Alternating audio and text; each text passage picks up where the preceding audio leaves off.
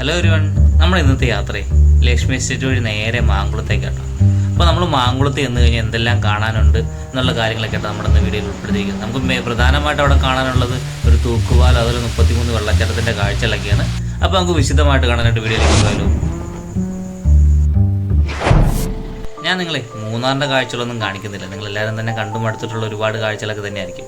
നമ്മൾ ലക്ഷ്മി എസ്റ്റേറ്റിലേക്ക് വരാനായിട്ട് മൂന്നാറിൽ നിന്ന് KSRTC ബസ് സ്റ്റാൻഡ് കഴിയുമ്പോഴത്തേക്ക് അതിൻ്റെ ഓപ്പോസിറ്റ് ഒരു വഴിയുണ്ട്. അതിലേക്ക് കയറി പോകുന്ന നേരെ ലക്ഷ്മി എസ്റ്റേറ്റ്, മാങ്കുളം, ആനക്കുളം അങ്ങനെ പോകാൻ നമുക്ക് പറ്റും.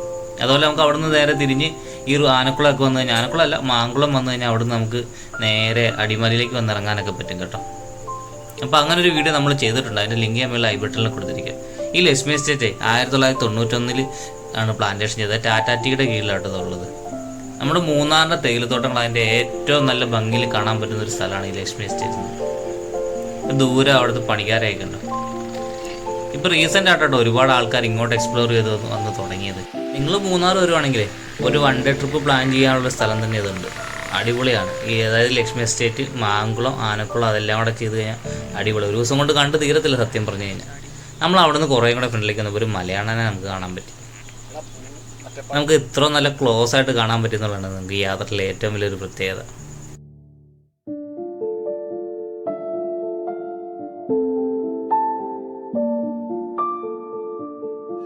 അപ്പോൾ അവിടുത്തെ കാഴ്ചകളൊക്കെ നമ്മൾ നേരെ ഫ്രണ്ടിലേക്ക് പോകും. നമുക്ക് ഇവിടെ വന്നു കഴിഞ്ഞാൽ ആൾക്കാരെ കേട്ടോ, ഒരു തമിഴ്നാട് ചായയുള്ള ആൾക്കാർ, അതായത് കൂടുതലും തമിഴ് സംസാരിക്കുന്ന ആൾക്കാരെ കേട്ടോ നമുക്ക് ഇവിടെ വന്നാൽ കാണാൻ സാധിക്കുന്നത്.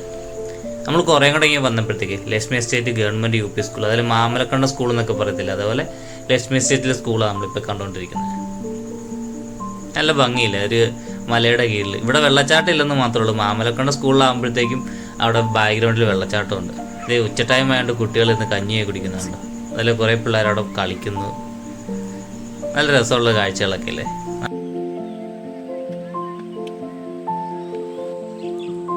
നല്ല ഭംഗിയുണ്ടല്ലേ സ്കൂളാണ്. ഗവൺമെൻറ് UP സ്കൂളാട്ടോ അത്.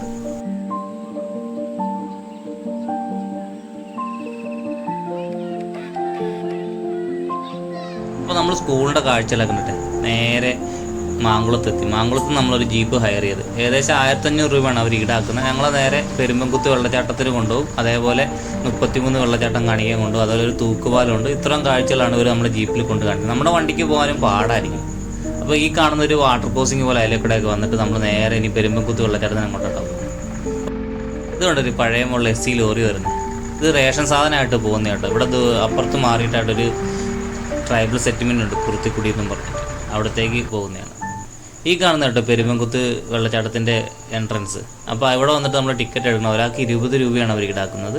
അപ്പോൾ നമ്മൾ ഇവിടെ നേരെ ടിക്കറ്റ് എടുത്തിട്ട് നേരെ ഫ്രണ്ടിൽ പോയി അതിൻ്റെ കാഴ്ചകളൊക്കെ കാണാം. ഇതിൻ്റെ ഡീറ്റെയിൽ ആയിട്ടൊരു വീഡിയോ ഞാൻ ചെയ്തിട്ടുണ്ടായിരുന്നു കേട്ടോ. കണ്ടോ ഈ വെള്ളച്ചാട്ടത്തിൻ്റെ ഇവിടെ നിന്നുള്ളൊരു വ്യൂ ആയിട്ട്. ഇതല്ല കേട്ടോ മെയിൻ വ്യൂ പോയിന്റ്. നമുക്ക് നേരെ ഈ വെള്ളച്ചാട്ടത്തിൻ്റെ നേരെ ടോപ്പിലൊരു പവലിയൻ പോലെ ഉണ്ടായിട്ടുണ്ട്. അവിടെ പോയി നമുക്ക് അതിൻ്റെ കാഴ്ച കാണാൻ പറ്റും.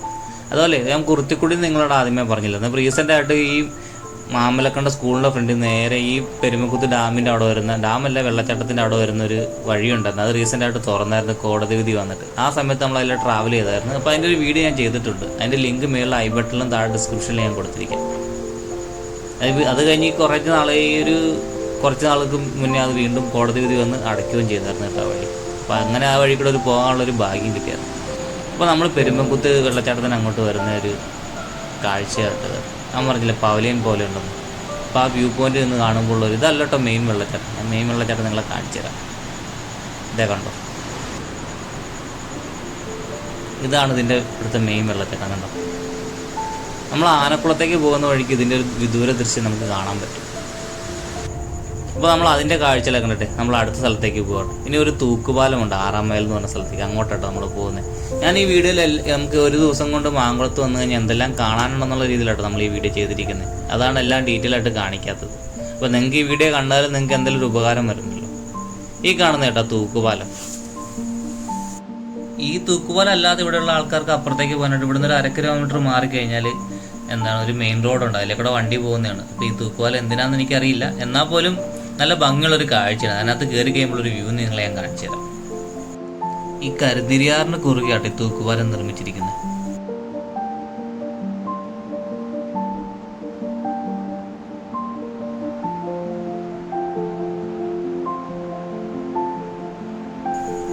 നല്ല രസമുണ്ട് കേട്ടോ തൂക്കുപാലത്തിലൂടെ ഇങ്ങനെ നടക്കാനായിട്ട്. അപ്പോൾ ഇതിൻ്റെ നടുക്ക് കയറി കഴിയുമ്പോഴുള്ളൊരു വ്യൂ ഇതാണ്, അടിപൊളിയല്ലേ?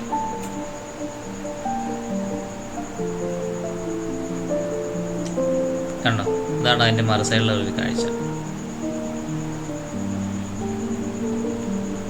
കാര്യമായിട്ട് ഇതിലെ നാട്ടുകാർ ഈ വഴി ഉപയോഗിക്കുന്നില്ല. ആദ്യമേ പറഞ്ഞില്ല, ഒരു 1/2 കിലോമീറ്റർ മാറിയിട്ടൊരു മെയിൻ റോഡുണ്ട്, അതിലേക്കൂടെയാണ് ആൾക്കാർ പോകുന്നത്. ഇതിൻ്റെ മറു എൻഡിലൊരു കാഴ്ചയാണ് നിങ്ങളെ കാണിച്ചത്. നമ്മളപ്പോൾ അതിൻ്റെ മറുഭാഗത്ത് വന്നു കേട്ടോ. അവിടെ വന്നു കഴിയുമ്പോഴത്തേക്ക് ചുമ്മാ അതുകൊണ്ട് ഇതുപോലെ ഒരു നടപ്പാത പോലെയുള്ളൂ, കാര്യമായിട്ട് ആൾക്കാർ ഉപയോഗിക്കുന്ന ഒരു വഴിയായിട്ട് തോന്നുന്നുമില്ല കണ്ടിട്ട്. എന്തായാലും നമ്മൾ അവിടെ നിന്ന് നേരെ തിരിച്ചു വന്നു. ഇത് സൈഡിൽ നിന്ന് കഴിഞ്ഞുള്ളൊരു കാഴ്ച ഇതാട്ടോ, നല്ല ഭംഗിയുണ്ടല്ലേ കാണാനായിട്ട്.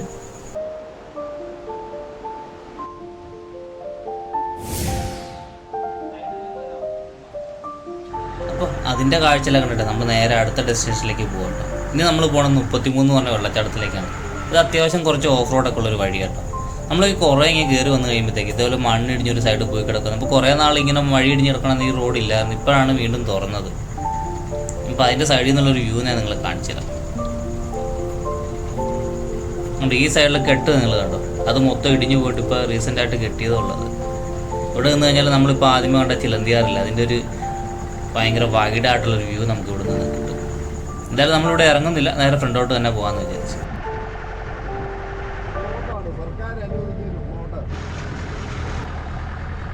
നമ്മളെ ഇതുവരെ വന്ന വഴിയില്ലേ, അവിടെ നമ്മൾ നേരെ തിരിഞ്ഞൊരു കുത്തൻ്റെ ഒരു കയറ്റത്തേക്ക് നമ്മൾ കയറുകയാണ്.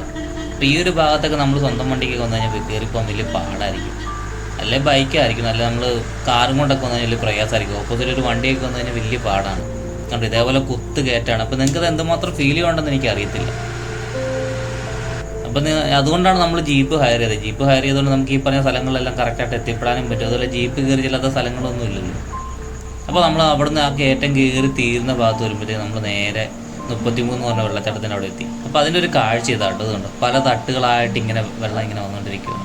നിങ്ങളിവിടെ വരുവാണെങ്കിൽ മാക്സിമം രാവിലെ ടൈമിൽ വരുവാണെങ്കിൽ നമുക്ക് വെള്ളത്തിൽ ഇറങ്ങും, അതുപോലെ തിരക്കില്ലാതെയൊക്കെ നമുക്ക് വെള്ളത്തിൽ കുളിക്കാനൊക്കെ പറ്റും. നല്ല സേഫായിട്ട് കുളിക്കാനൊക്കെ പറ്റിയൊരു സ്ഥലമാണ്. നോക്കി അതിൻ്റെ ഒരു ഭംഗി എന്താണെന്ന് നോക്കുന്നുണ്ടോ, പല പല തട്ടുകളായിട്ട് വെള്ളച്ചാട്ടം ഇങ്ങനെ വരുന്നത്. ഇതാട്ടോ 33 വെള്ളച്ചാട്ടം. ഇത് ഇവിടെ ഇതേപോലെ ഒരു പന നിൽപ്പുണ്ട്, അതാണ് അതിൻ്റെ ഏറ്റവും ഭംഗി. ഇപ്പോൾ വെള്ളച്ചാട്ടത്തിൽ ഇറങ്ങുന്നതിന് മുന്നേ നേരെ ഫ്രണ്ട് നമ്മുടെ കാണുന്നില്ലേ, ആ കടയിൽ പോയിട്ടെ നമുക്കൊരു നാരങ്ങ കുടിച്ചിട്ട് വെള്ളത്തിൽ ഇറങ്ങാമെന്ന് വിചാരിച്ച്. ഇവിടെ അത്യാവശ്യം കുടിക്കാനും കഴിക്കാനുള്ള സാധനങ്ങളൊക്കെ കിട്ടുന്നുണ്ട്. ഇപ്പോൾ നാരങ്ങ അഴിച്ച് കിട്ടാനായിട്ട് വെയിറ്റ് ചെയ്ത്.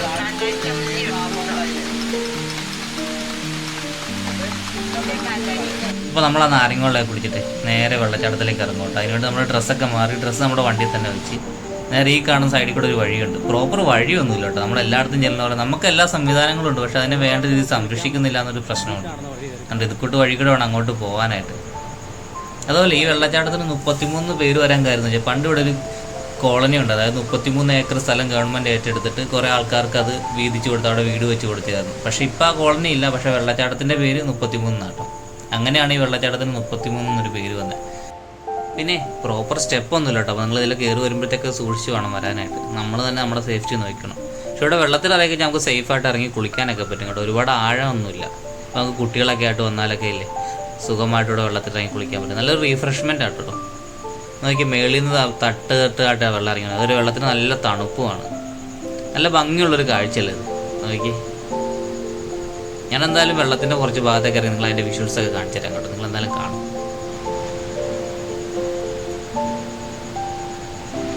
ഞാൻ ആദ്യമേ പറഞ്ഞ പോലെ നമ്മൾ മാക്സിമം ഇവിടെ രാവിലെ വരണം, എന്നാലാണ് നമുക്ക് ഇത്രയും തിരക്കില്ലാതെ ഇവിടെ കാണാൻ പറ്റുള്ളൂ.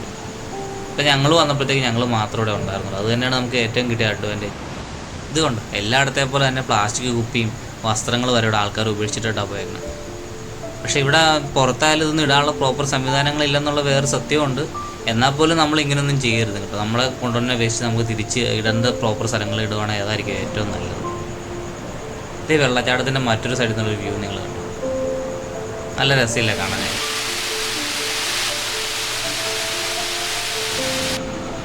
എനിക്കെന്തായാലും ഈ വെള്ളച്ചാട്ടം ഭയങ്കരമായിട്ട് ഇഷ്ടപ്പെട്ടുള്ളൂ, ഒരിക്കലും നഷ്ടമായില്ല. അപ്പോൾ നിങ്ങൾ വൺ ഡേ പ്ലാൻ ചെയ്യുവാണെങ്കിൽ മാങ്കുളത്ത് വന്ന് ബാക്കി നമ്മൾ ആദ്യമേ കണ്ട സ്ഥലങ്ങളൊക്കെ ഇല്ലേ, ലക്ഷ്മി എസ്റ്റേറ്റും അതേപോലെ വെള്ളച്ചാട്ടവും അതേപോലെ കാര്യങ്ങളെല്ലാം എക്സ്പ്ലോർ ചെയ്തിട്ട് ബാക്കി അവസാനം ഇങ്ങോട്ട് വന്ന് കഴിഞ്ഞാൽ നമുക്ക് വെള്ളച്ചാട്ടത്തിൽ കുളിച്ച് നല്ല സെറ്റായിട്ട് തിരിച്ച് പോകാൻ പറ്റും. അതായത് ഞാൻ നേരിലൊരു പോണ്ട് പോലെയുള്ള ഭാഗമുണ്ട്, ആ ഭാഗത്തേക്കാണ് നമ്മളിപ്പോൾ കയറി പോയിക്കൊണ്ടിരിക്കുന്നത്. ഇങ്ങോട്ടേക്ക് കയറുമ്പോൾ സൂക്ഷിച്ച് വേണം കയറാനായിട്ട്. നല്ല വഴുക്കലുണ്ട്, വളരെ സൂക്ഷിച്ച് കയറി കഴിഞ്ഞുണ്ട്. ഇത് കൊണ്ട് ഇതാണ് നമ്മളെ മേളിൽ നിന്ന് ഫസ്റ്റ് തട്ടി ഇങ്ങോട്ടാണ് വെള്ളം വന്ന് വീഴുന്നത്. ഉണ്ടോ, അടിപൊളി. നമുക്ക് അവിടെ ഇങ്ങനെ വെള്ളത്തിൽ ഇരിക്കാൻ പറ്റും. നല്ലൊരു എന്താ പറയുക, മസാജ് ചെയ്യണ പോലെ ഒരു ഫീൽ അവിടെ ഇരിക്കുമ്പോഴത്തേക്കുള്ളൂ. അപ്പോൾ ഈ കാഴ്ചയും ഈ വിവരങ്ങളൊക്കെ കൊണ്ട് നമ്മുടെ ഈ വീഡിയോ നിർത്തുകട്ടെ. ഈ വീഡിയോ നിങ്ങൾക്ക് ഇഷ്ടപ്പെട്ട് കഴിഞ്ഞാൽ മറക്കാതെ ലൈക്ക് ചെയ്യണം, അതുപോലെ മറ്റുള്ളവർക്ക് ഷെയർ ചെയ്ത് കൊടുക്കണം. പിന്നെ നമ്മുടെ ചാനൽ ആദ്യമായിട്ട് കാണുന്നവരുണ്ടല്ലേ, മറക്കാതെ സബ്സ്ക്രൈബ് ചെയ്യണം കേട്ടോ. അപ്പോൾ നമുക്ക് അടുത്ത ദിവസം കിടിലൻ വീഡിയോ ആയിട്ട് വീണ്ടും കാണാം.